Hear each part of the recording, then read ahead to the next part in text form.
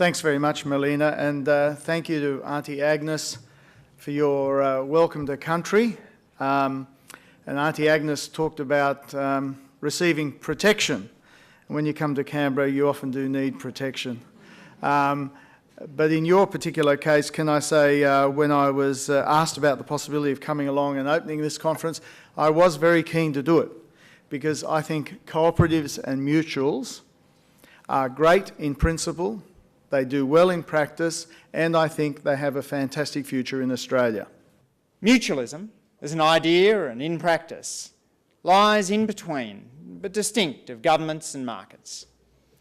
Mutualism is a complement to, not a replacement of, government and markets. The idea of mutualism is important to communities and should also inform our policymakers. Sometimes when I say cooperatives, I think people mishear me and think I've said the word communism. It's not. It's the case of we are there for a commercial return, to get a better return, to make sure that people around us get a better return. The history of this country in particular is replete with great examples of the role of cooperatives and mutuals. It's one of the natural things which has brought a lot of Australians together. We think of fields like health, for example, or health insurance. Great examples of mutuals in that space, for example. We think about clubs and the role of the mutuality principle in the club industry. Clubs come together, they put stuff back into their community.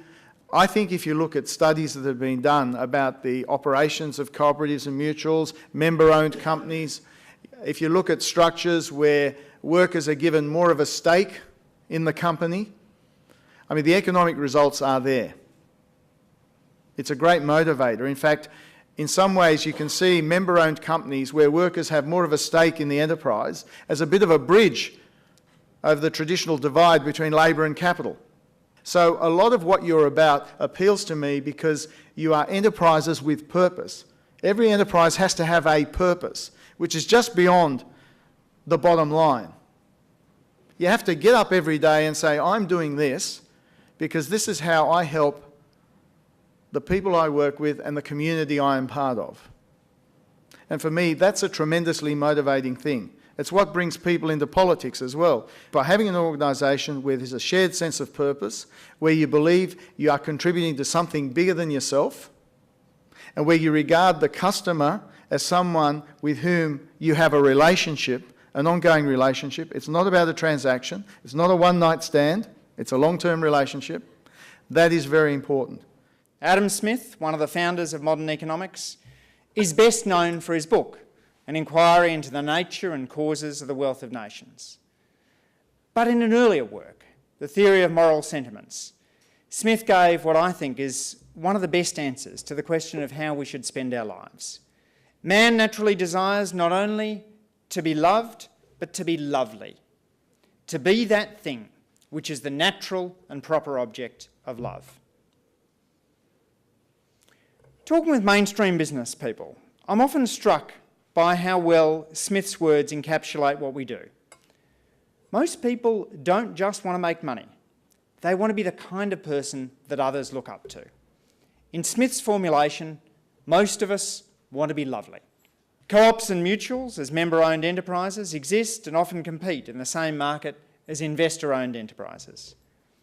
Yet cooperatives are a voluntary association of people, democratically run for their members and in pursuit of a common social, cultural or economic goal. I believe it's this combination of features, which is why we see actors from such a wide range of ideological dispositions emerge as supporters of member-owned firms. Today in Australia, we need initiatives that will build the strength of our community. That's because social capital, the networks of trust and reciprocity that link multiple individuals together, is declining.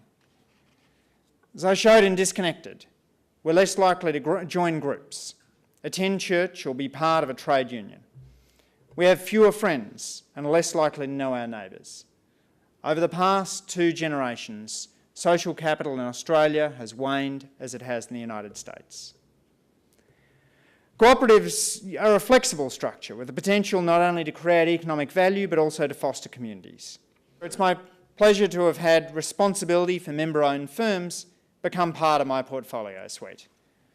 Just as small business rightly has its own designated shadow ministerial representative, so too do member-owned firms in Labor. Cooperatives, it is the natural inclination of how things work in the country, that you can have multiple players, but you only need one item of capital. It reminds me of the story that my father told me. My father's a vet, and he had a new player in the agricultural industry, and she was a wonderful lady, and she'd bought 6 ewes, and she came to my father to ask where she could buy 6 rams, and of course we talked there about the pooling of capital. When people think of cooperatives, they think of sort of parochial small businesses. These are large, substantial businesses. Just speaking to CBH then, their turnover is $4 billion a year. These are large operations. These are large players in our commercial space. There are more people who are a member of cooperatives than who own shares. It's something that we should be more aware of and have a greater ownership of. And one of the big things about cooperatives is you've got to believe in yourself. You've got to push your barrow. You've got to push against that zeitgeist which might exist up in Parliament House about the benefits. But I've seen cooperatives where they've been privatised and the promise has been made to the farmers, don't worry, it'll just be like it was before. It'll just be a corporate entity owned somewhere else. And it's not long before they realise that that's not the case, that what happens is a corporate entity has a duty of stewardship, and as an accountant I can tell you all about that, a duty of stewardship to their shareholders, not to their producers. And that duty of stewardship to their shareholders means that if they have the chance to put you over a barrel and beat you as hard as they can with a big stick, then that's precisely what they've got to do. Because new cooperatives are growing in Australia. In the last 5 years, we've gone from 1,700 cooperatives to up to 2,000. So they are growing. They're going forward. And I've seen everything in cooperatives from areas such as Osberries, which was based around the Sikh community at Woolgoolga, to Rainbow Energy, not surprisingly, at Nimbin. I know what you're thinking, it sells solar power. And if you buy enough power, you get other bonuses that are sent to you in the mail. The mutuals and the cooperatives have proven to be very good at marshalling resources, being economically efficient, but then rechanneling that into their community. Mutualism is a big and important idea. I thank you for putting it to practice every day.